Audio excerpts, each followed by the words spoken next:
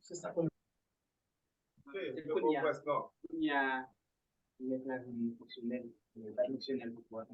Parce que c'est les gens qui c'est sous. Oh, il y a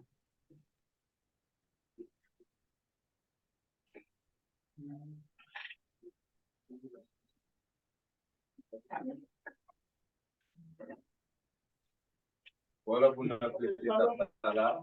Après, ça cherche, c'est pas ça, mais c'est en même temps.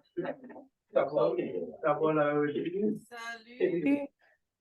Hello, Shannon. Salut, comment ça va?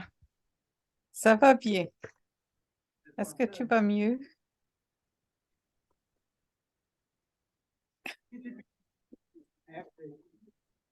Les séminaristes, on ne vous voit pas? Pamela.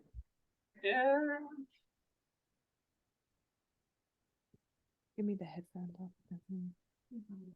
No, no.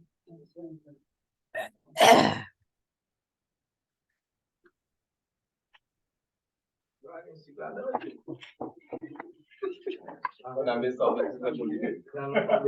Mis ça en fait, c'est politique. Ah, ça c'est politique qui m'a aidé. Et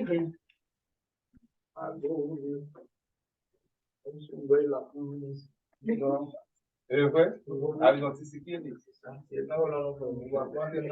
On avait vu la témoignage. Bonsoir. Abi. Desde antes que cambio la rutina de tiempo. Et vous mettez ça là, vous mettez laptop, vous mettez ça.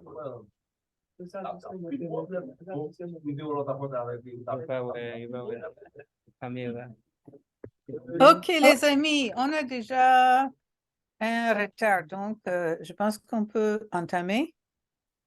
Et vu le temps que nous avons, peut-être on va simplement prier et se passer de chanter pour cette fois-ci. Donc, est-ce qu'il y a un volontaire qui veut prier?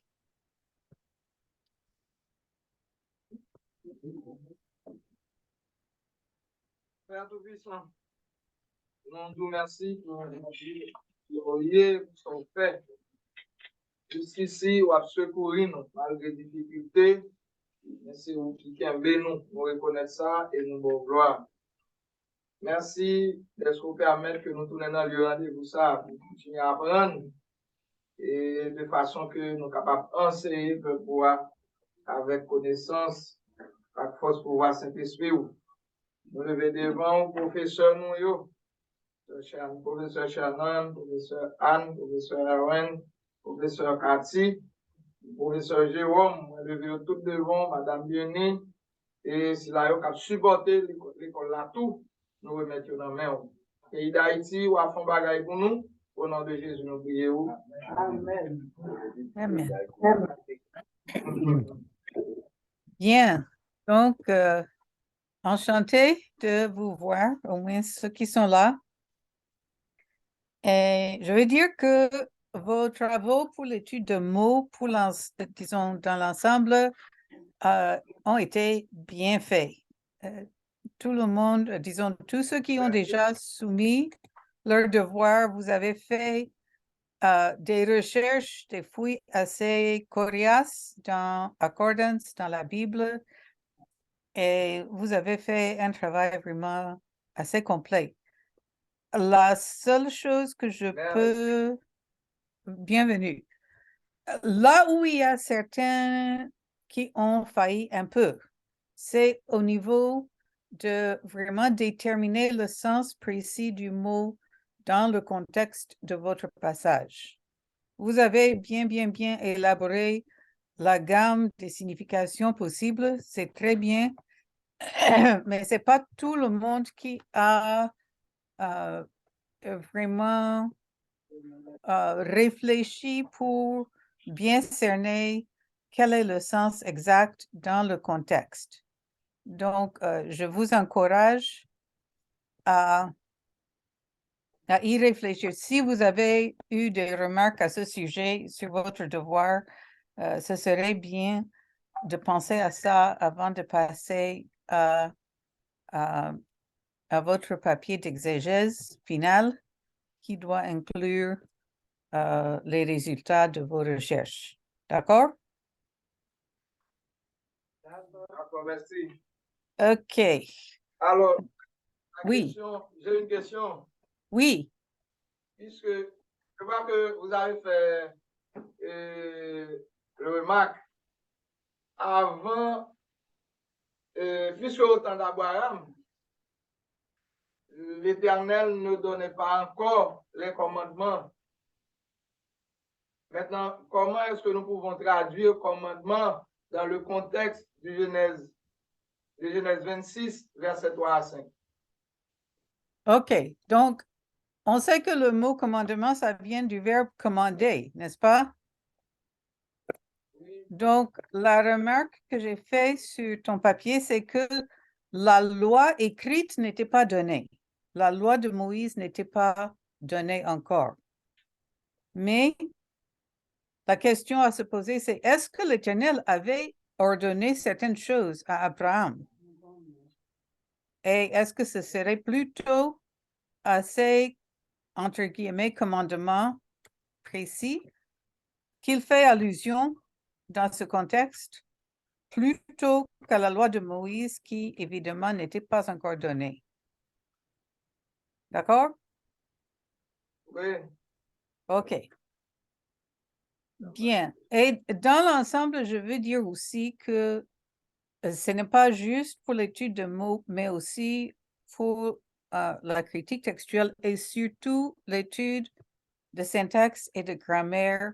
Il faut bien prendre note des remarques qui ont été faites sur vos devoirs et voir ceux qui sont susceptibles d'être importants. Bon, dans certains cas, j'ai tout simplement corrigé une erreur de compréhension. Vous avez peut-être dit que c'est un génitif de possession et j'ai dit que c'est un génitif de lieu. Ça, c'est peut-être pas très important. Mais si je vous demande, mais pourquoi y a-t-il emploi de l'infinitif absolu? C'est un indice que c'est quelque chose à considérer et à noter, à en tenir compte dans le papier final. Donc, quand vous allez faire le papier final, il serait bon de chercher à combler certaines lacunes, peut-être qui ont été observées dans vos travaux primaires. C'est même pour ça que l'on vous donne ces exercices étape par étape. C'est pour vous permettre de corriger, quoi. S'il y a une fausse piste, on essaie de vous remettre sur la voie pour que le travail final soit vraiment quelque chose de très solide. D'accord? OK, donc, c'est à considérer. Bien. Maintenant, nous allons parler du contexte historique et culturel et je vais aussi partager l'écran dans quelques minutes. Mais vous vous souvenez que le contexte historique et culturel a trait en quelque sorte à ce qui se passait autour de cette histoire biblique, du cadre où il se situe. Ce n'est pas forcément, c'est pas la même chose que le contexte littéraire.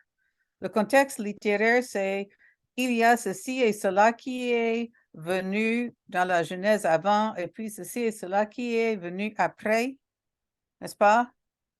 Mais quand on parle du contexte historique, culturel, c'est peut-être les coutumes, les pratiques, les lieux, des choses pour lesquelles on a besoin souvent de ressources extérieures. C'est la Bible elle-même ne nous fournit pas toutes ces informations parce que quand la Bible était écrite, c'est des choses que les gens savaient. Ils baignaient dans ce milieu. Ils n'avaient pas besoin de précision sur le contexte culturel. C'était leur contexte. mais pour nous, c'est un contexte étranger et c'est là où nous devons nous renseigner, parfois par le biais de sources extérieures. D'accord? Oui. OK. Bon, je vais maintenant partager l'écran en ce qui concerne contexte. OK. Donc, vous avez reçu ce devoir déjà et on va essayer de le passer en revue.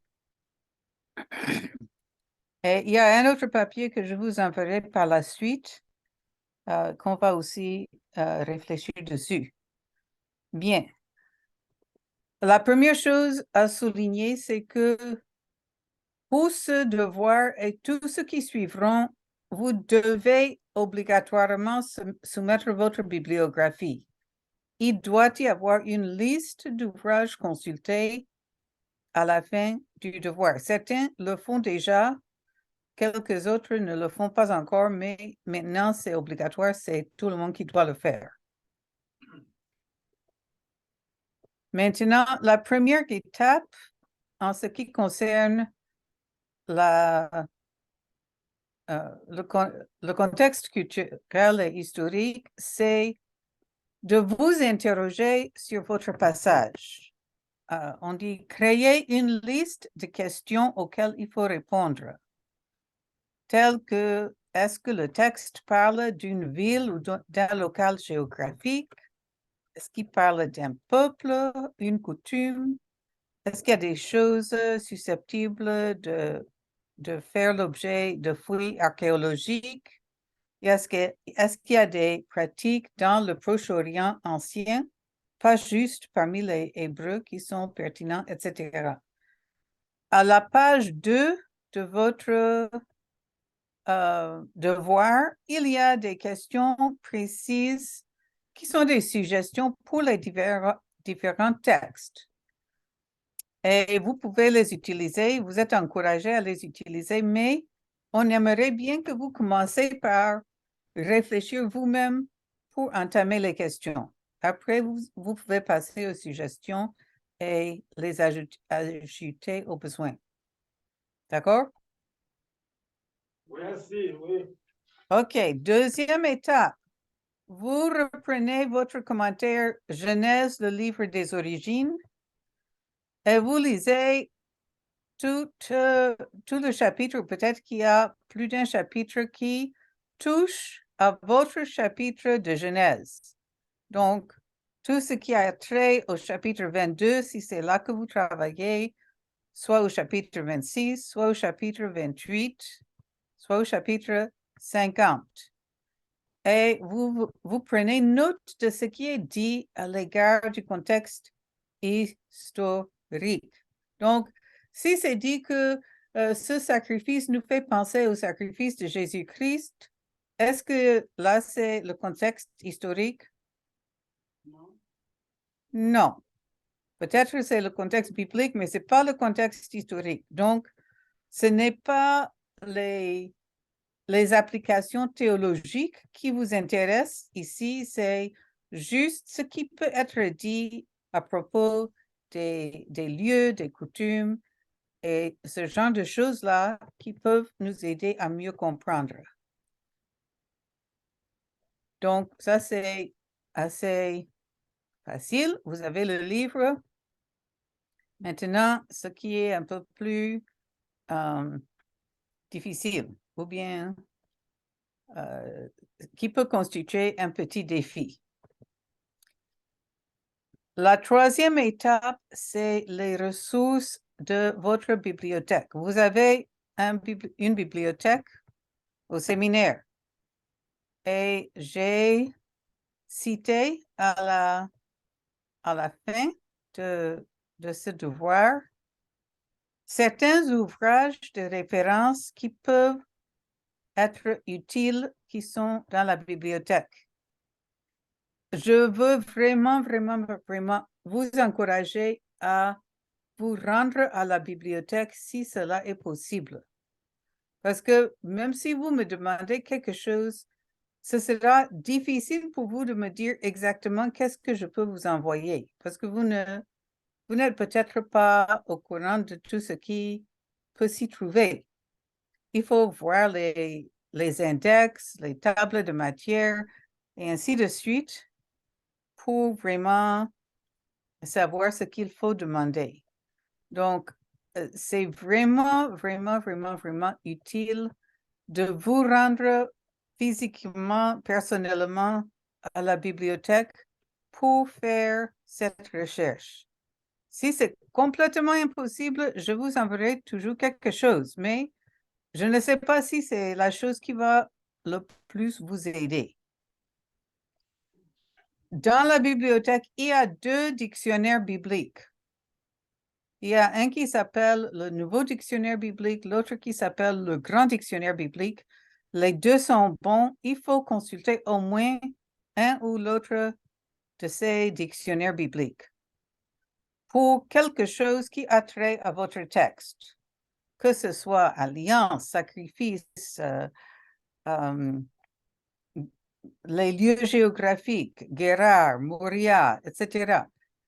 Cherchez les choses qui sont dans votre texte dans l'un des dictionnaires bibliques. Et regardez aussi 2 autres références parmi ceux qui sont énumérés à la fin du devoir.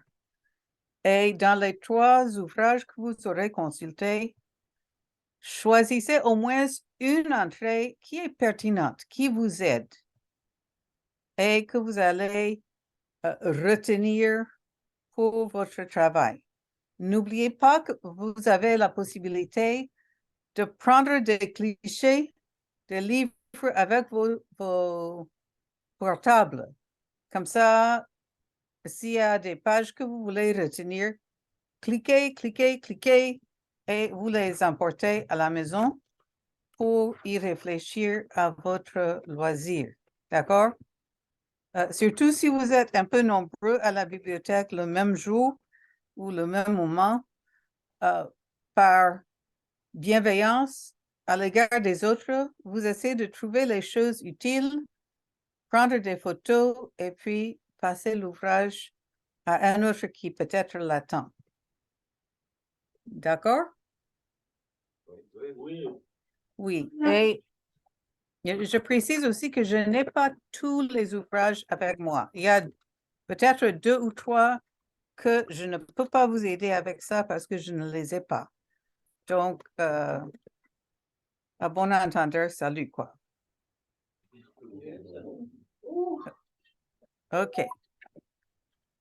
Et quand vous allez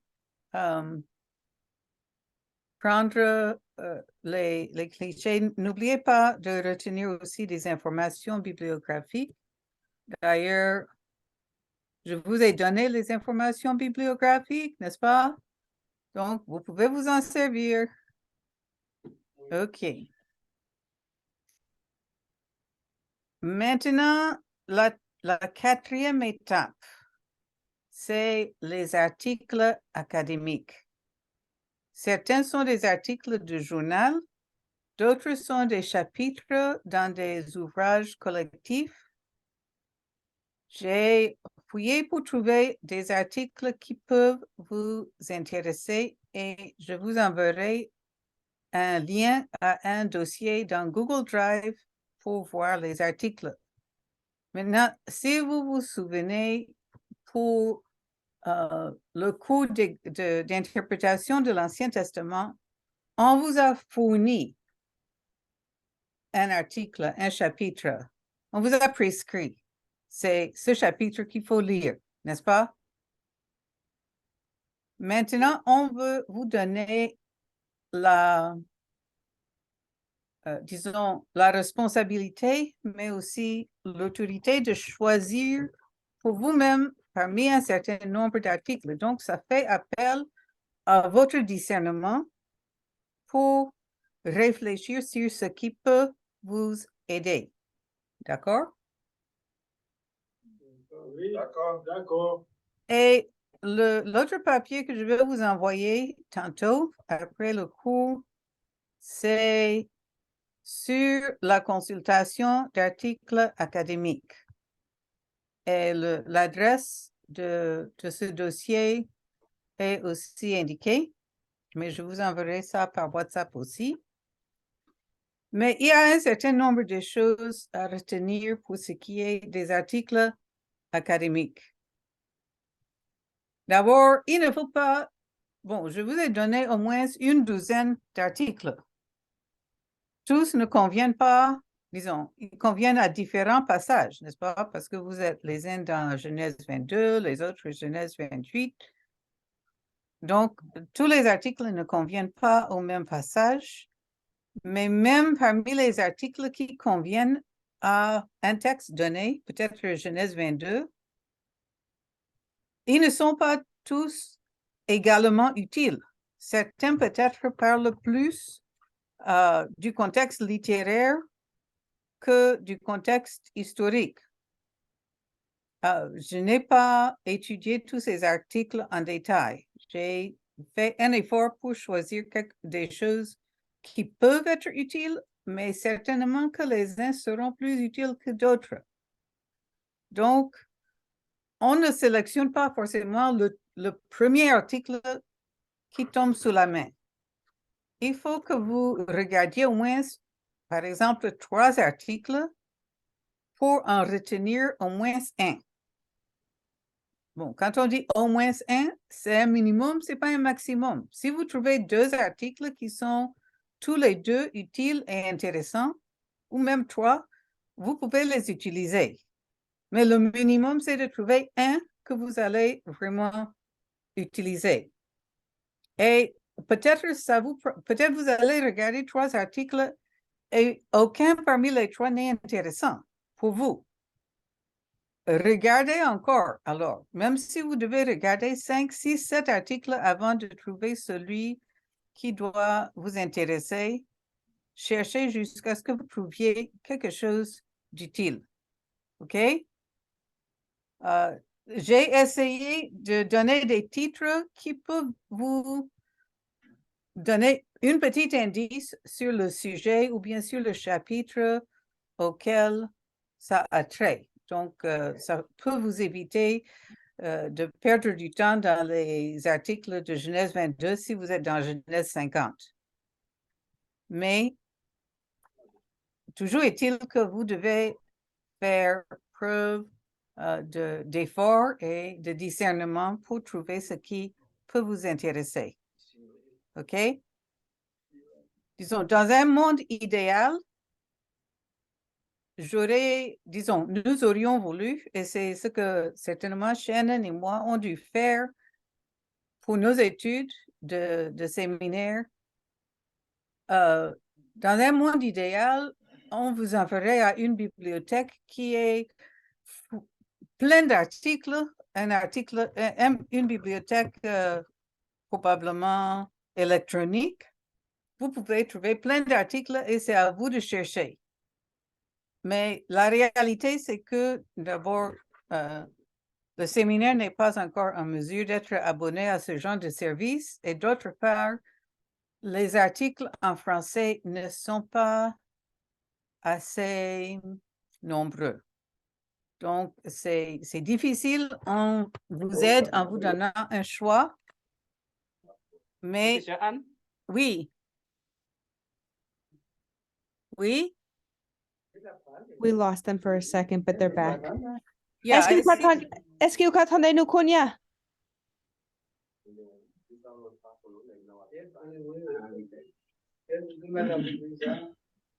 Est-ce que vous entendez nous, Konya?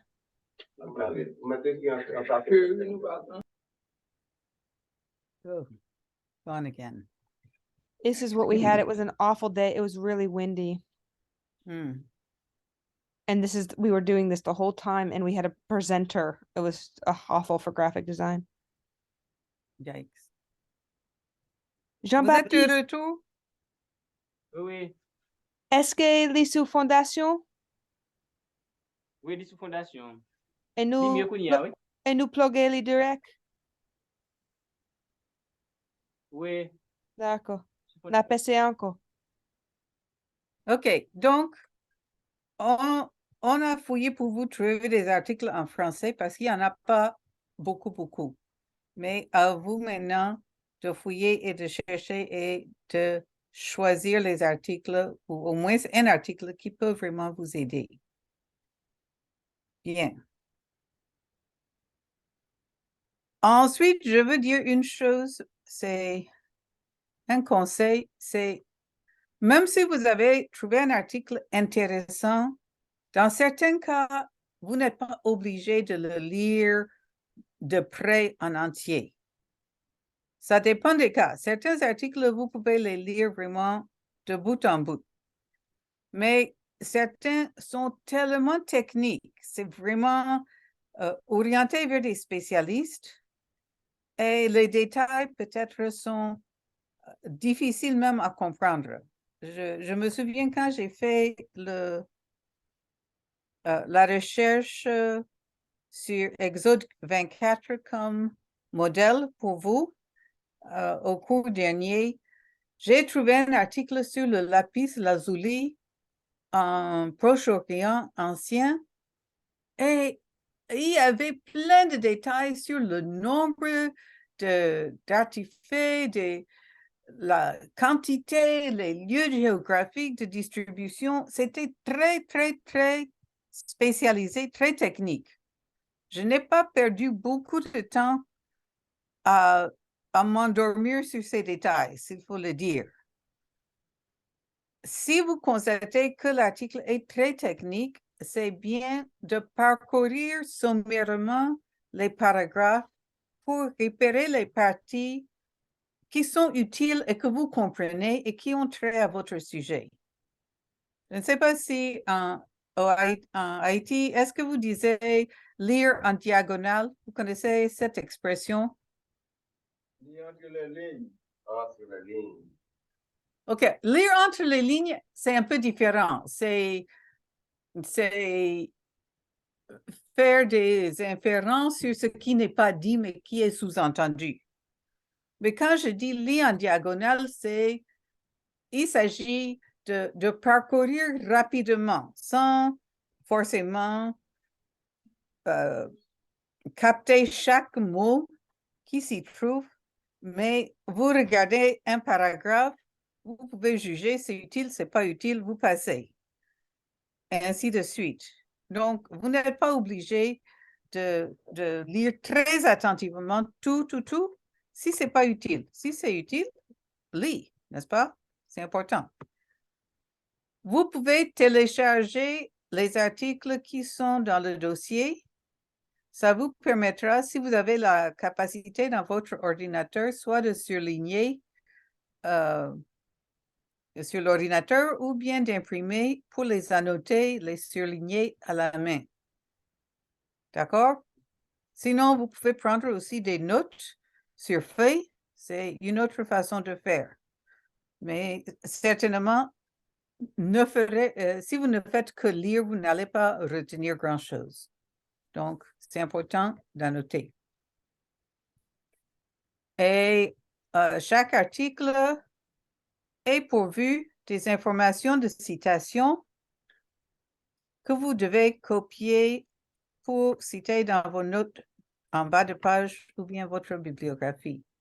Je vais vous montrer un article ou deux pour cela,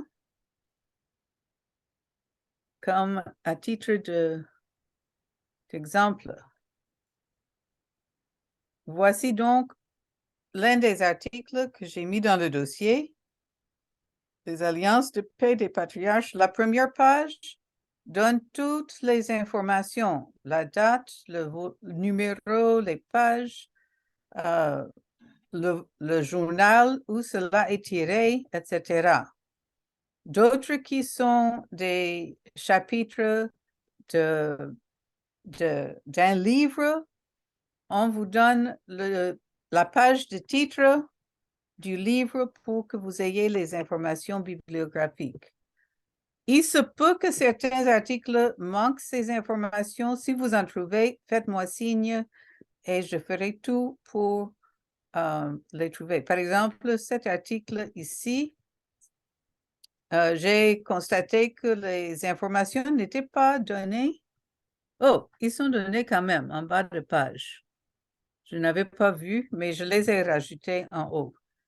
Donc, que ce soit sur une page à part, que ce soit en haut, que ce soit en bas, normalement, les articles ont les indications bibliographiques que vous devez retenir.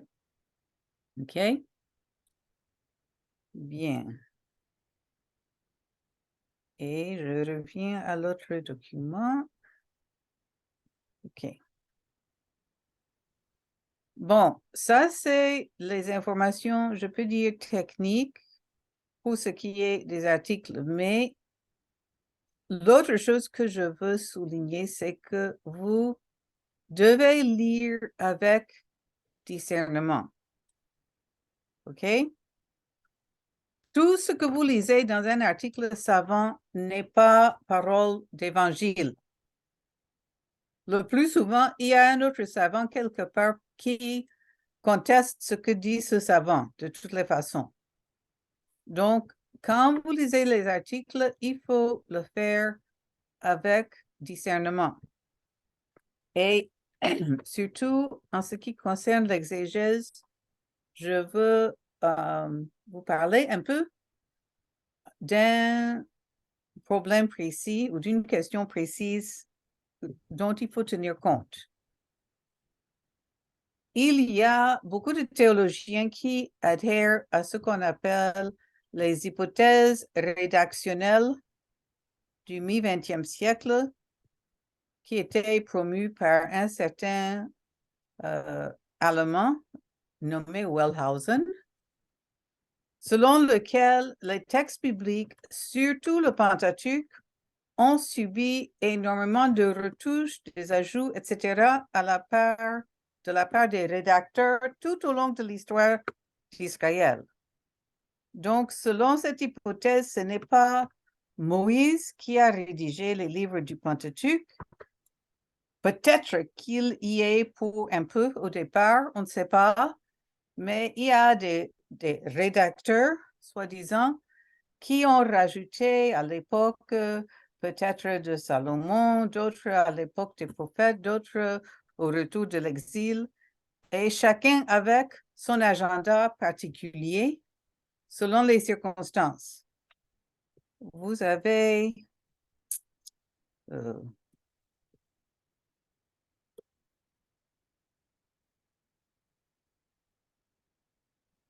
vous avez peut-être entendu parler de, vous avez certainement vu au moins des hypothèses JEPD. Oh. Et cela correspond à une couche dite yahwiste. C'est parce que les Allemands disent Yahweh avec la lettre J. Oh, trop de problèmes là.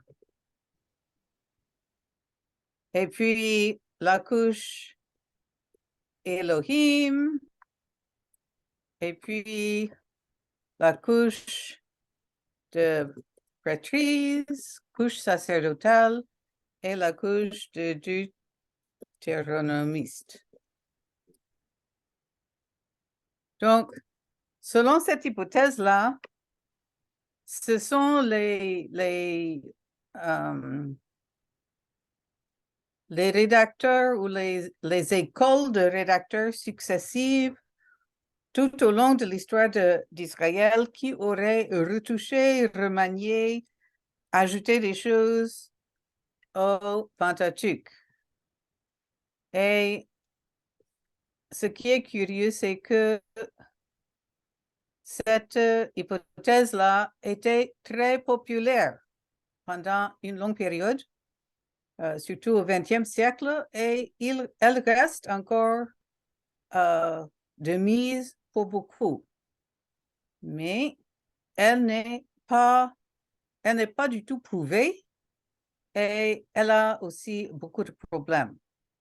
elle est contestée par un grand nombre d'exégètes, aussi évangéliques que d'autres, pour des raisons littéraires et historiques autant que théologiques. D'accord? Par exemple, quand Dr. McDowell nous fait la présentation d'un certain passage, admettons Genèse 22 comme elle nous a montré le lundi dernier. Je pense que l'une des choses que vous constatez, c'est qu'il y a une grande unité littéraire et théologique à l'intérieur de ce texte. Il y a des renvois de mots, de termes, de structures à l'intérieur du texte et aussi à d'autres textes, peut-être à l'histoire de Noé, à l'histoire de la création. Donc, l'hypothèse selon laquelle des rédacteurs anonymes auraient rajouté des choses tout au long de l'histoire d'Israël n'explique vraiment pas cette unité littéraire et théologique. Et personnellement, je ne la trouve pas du tout convaincante. La façon même de procéder à la rédaction, c'est pas une façon qu'on connaît sur le plan des ouvrages littéraires de grande valeur. Si on disait de telles choses sur les ouvrages de Molière ou de Racine ou de Shakespeare, on dirait que ces gens sont fous, n'est-ce pas? Parce que c'est pas une équipe de gens éparpillés au cours de plusieurs siècles qui vont faire des chefs-d'œuvre de ce genre. Et surtout, ça ne tient pas compte du grand respect que les Israélites avaient vis-à-vis du texte sacré, n'est-ce pas? Je vais arrêter le share. Nous avons vu dans nos travaux de critique textuelle que les Juifs ne voulaient même pas toucher disons, au texte sacré, parce que c'était considéré comme parole de Dieu. Même quand il fallait ajouter des voyelles, ils ne les mettaient pas dans les mots, ils mettaient en dessous ou bien en dessus, mais pour qu'on sache que le caractère qui est reçu depuis des siècles, c'est ce qui reste parole de Dieu, n'est-ce pas? Et si nous comprenons ce grand respect des Israélites pour le texte sacré, c'est difficile d'imaginer qu'ils allaient, avec des découpages et des ajouts, toutes sortes de modifications, sans se gêner du tout, n'est-ce pas? Et aussi, la troisième difficulté que je vois avec cette hypothèse, c'est que ça remet en cause toute la notion du texte biblique comme parole divine représentant l'autorité. Si notre Dieu est un Dieu qui dit la vérité, est-ce que sa parole est représentée par des gens qui inventent des histoires après coup pour soutenir certaines hypothèses? Je vous donne un exemple. Peut-être que ça paraît abstrait, mais quand nous avons lu l'article de Cazel sur Exode 19, vous vous souvenez? Oui. OK, je ne sais pas si vous avez remarqué, mais vers la fin de cet article, M. Cazel donne comme hypothèse que le texte d'Exode 19 aurait été rédigé au moment du retour de l'exil et que ceux qui l'ont rédigé, c'était pour appuyer l'autorité des prêtres à cette époque-là, puisque en revenant de l'exil, les Israélites n'avaient pas de roi, c'est les sacrificateurs maintenant qui géraient en quelque sorte la nation. Je ne sais pas si vous avez remarqué ça. Vous pouvez y revenir. Mais si nous partons de l'idée que ceux qui ont écrit, dans ce cas-là, des sacrificateurs après l'exil, ils ont fait l'histoire pour soutenir leur agenda politique. Est-ce que c'est vraiment maintenant une parole divine? Ou c'est tout simplement une parole humaine pour des objectifs humains?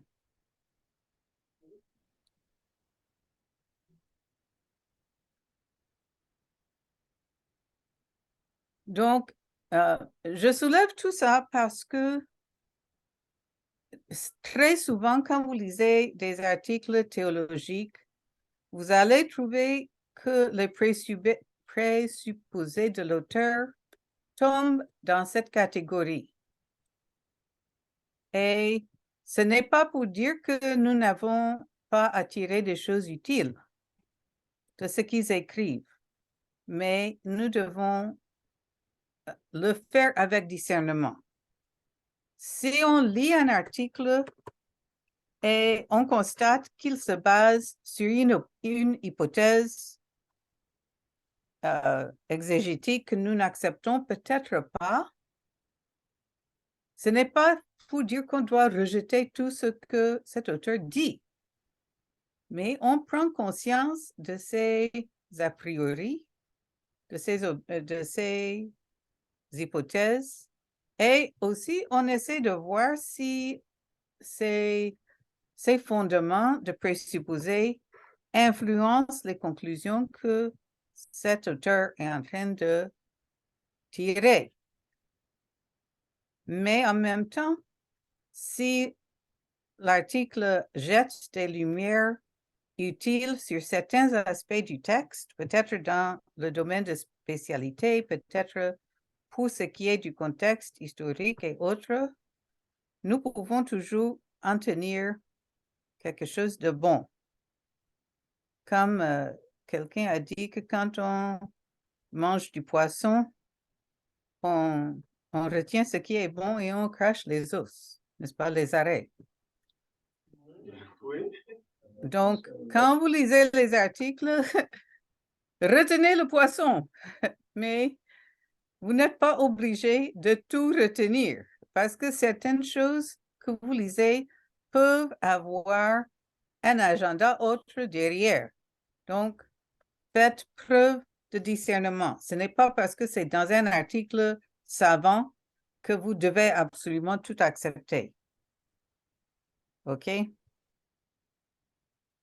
Donc, ça, c'est ma prédication. Je ne sais pas si Shannon veut ajouter quelque chose là-dessus. Amen, merci. Parfois, on a l'impression que quand on lit les affaires de spécialistes, surtout si on n'a pas accès à des points de vue divergents, on pense que ça doit faire autorité. Mais dans le monde académique, ce n'est pas le cas. J'étais très contente quand nous avons fait notre cours d'exégèse sur Ésaïe. J'avais entendu que beaucoup de théologiens, ils ont découpé Ésaïe en petits morceaux, n'est-ce pas? Que le premier Ésaïe aurait rédigé certains chapitres, mais d'autres chapitres, c'est rédigé par d'autres peut-être disciples de cet Ésaïe-là, ou bien des gens qui venaient bien après. Et je ne comprenais pas comment de telles prétentions peuvent se concorder avec le texte biblique, qui ne laisse pas entendre qu'il y a X ou Y nombre d'Ésaïe. Et quand nous avons fait ce cours avec Dr. McDowell, on a eu à travailler avec un commentaire d'un chercheur évangélique vraiment très, très, très qualifié, très intelligent, très sage, mais qui adhérait complètement à la notion que non, l'unité du livre d'Ésaïe, ça fait partie de son intégrité. Et j'étais très contente parce que je me suis dit, ah, je ne suis pas folle alors. C'est pas stupide, c'est pas naïf de croire que c'est Ésaïe qui a écrit le livre d'Ésaïe. Donc, quelquefois, peut-être vous aurez l'impression qu'on vous traite de naïf, quoi que ce soit, si vous retenez vraiment la parole de Dieu telle qu'elle se présente, mais ne soyez pas découragés. On n'est pas les seuls. Il y a aussi des savants, des érudits très qualifiés qui partagent nos convictions évangéliques et nous ne sommes pas obligés d'en avoir honte. OK?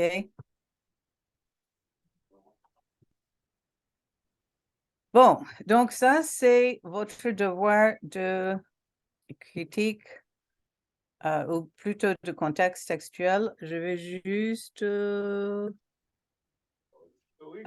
achever maintenant ici à la fin. Donc, on espère que à travers ce que vous aurez consulté dans Genèse, le livre des origines, et puis dans les ouvrages de la bibliothèque, et puis dans les articles qui vous sont fournis, vous aurez retenu un certain nombre d'informations, peut-être intéressantes, de détails, mais maintenant, en tirer quelque chose de cohérent, c'est là aussi une chose importante.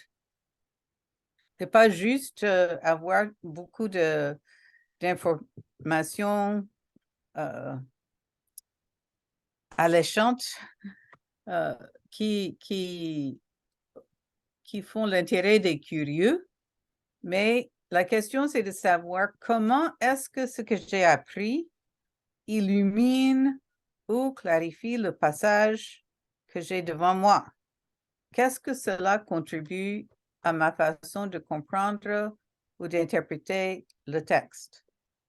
Ça, c'est la première question à se poser. Si on a appris quelque chose sur les alliances du Proche-Orient antique, est-ce que cela nous aide à comprendre l'alliance que Dieu est en train de faire avec Abraham ou la manière que Abraham lui-même aurait compris cette alliance-là? Deuxième question, est-ce que l'information que j'ai trouvée a un impact sur ma traduction du passage? Est-ce qu'il y a maintenant peut-être des mots que je veux changer parce que je comprends mieux de quoi il s'agit? Et si c'est le cas, vous pouvez faire ce changement.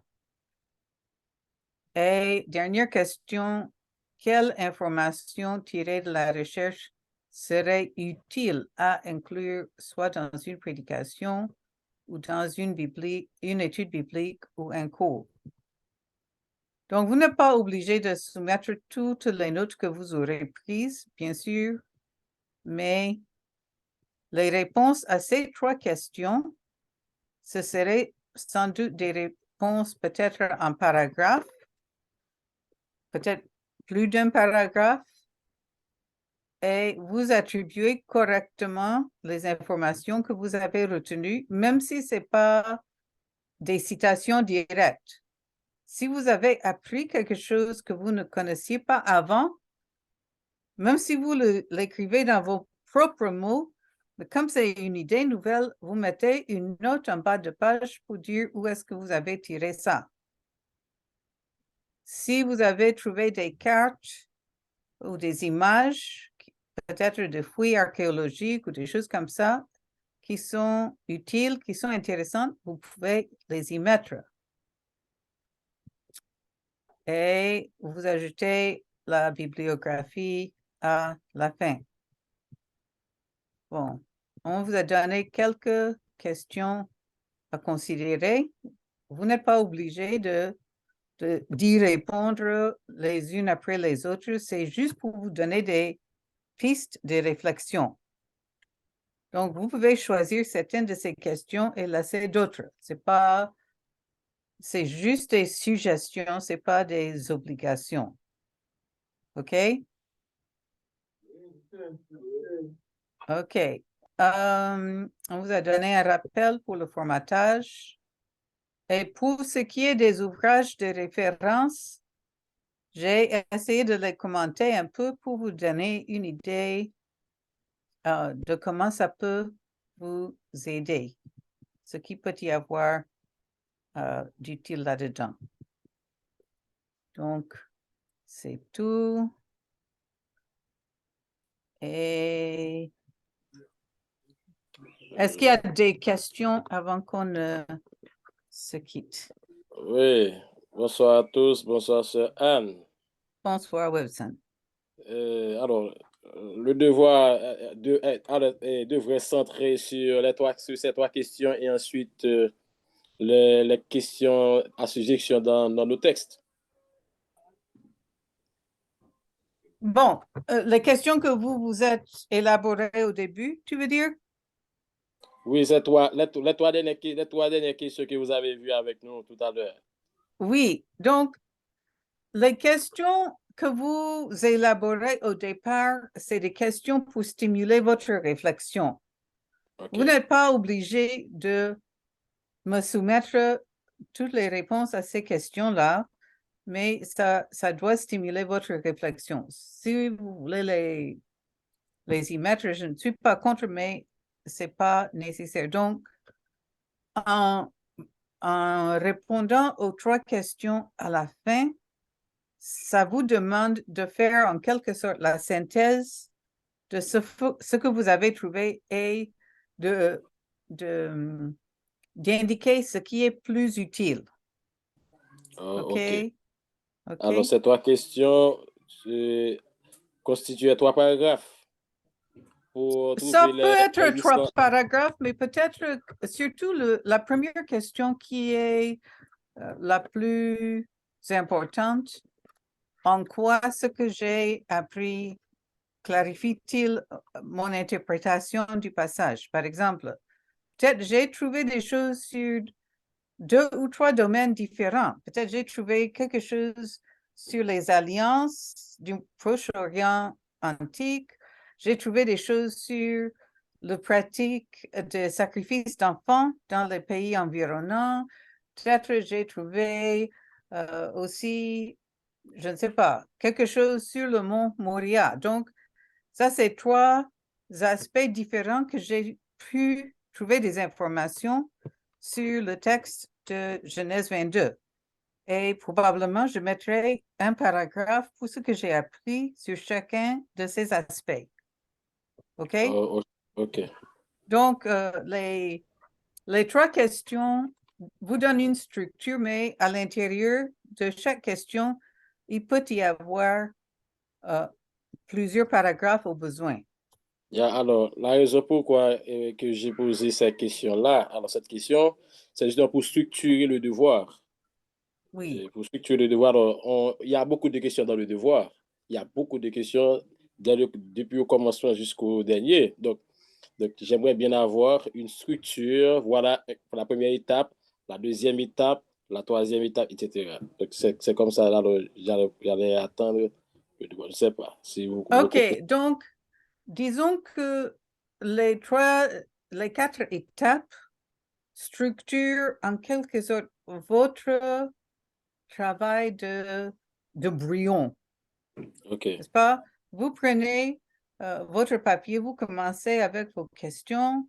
Maintenant, vous passez à la deuxième étape, vous prenez des notes. Peut-être vous voyez en quoi certaines des questions sont répondues. Peut-être d'autres ne sont pas répondues encore. Vous passez à l'étape suivante, vous prenez des notes Et maintenant, pour le devoir que vous allez soumettre, ce n'est pas étape par étape, mais juste les 3 questions de la fin. Vous tirez ce qui est plus utile de tout ce que vous avez retenu en brouillon. Ça voilà. va? Merci, c'est bien compris, merci. OK. Est-ce que tout le monde a compris? C'est la conclusion. Les 3 questions, c'est la conclusion du devoir. Disons que ce qu'on vous propose, c'est que les 3 questions constituent en quelque sorte la soumission à faire. Le corps du devoir. Le corps du devoir, c'est ça. Les 4 étapes, c'est des étapes de recherche. Donc, c'est pour vous-même, pour vous aider à trouver des choses intéressantes que vous allez maintenant inclure dans les 3 questions de la fin. Certainement. Oui. Mais on saura si vous avez fait toutes les 4 étapes parce que votre bibliographie va citer tous les ouvrages de référence, tous les articles que vous avez utilisés. Si vous n'avez qu'un seul ouvrage de référence dans la bibliographie, on saura que vous avez sauté des étapes, n'est-ce pas? Tout ce travail de brouillon du départ de recherche doit être reflété dans le corps de ces 3 questions et les notes en bas de page qui s'y associent. OK? Est-ce que c'est clair ou c'est pas clair?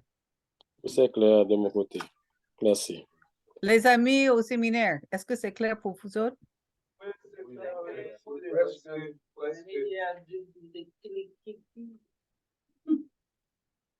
OK. Bien. De toutes les façons, je ne vous noterai pas de façon très exigeante sur la structure. Je vous noterai sur le contenu. Si le contenu est solide et bien présenté, la structure peut varier un peu. C'est le contenu qui importe. D'accord? D'accord. OK. Bien.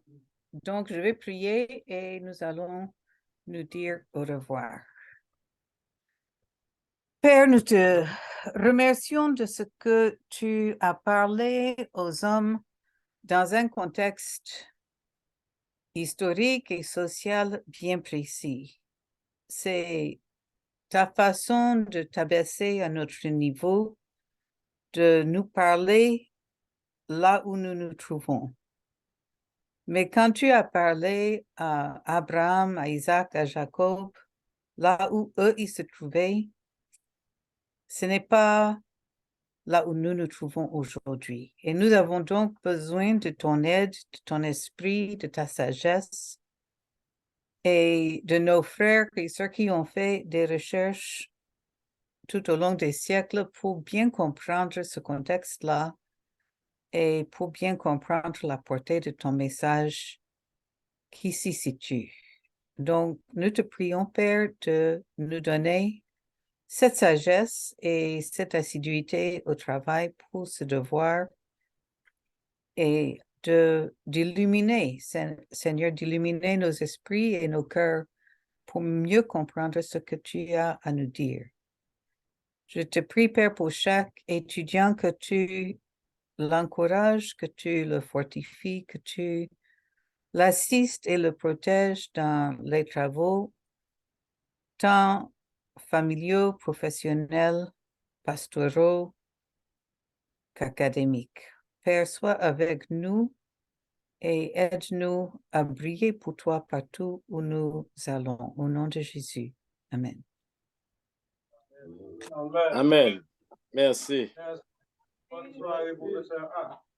Merci. Oui, et le devoir est à rendre le mercredi, n'est-ce pas? Le mercredi prochain, donc le 9, mercredi 9, c'est la date limite pour ce devoir. D'accord, merci. OK, bien, bon merci, courage.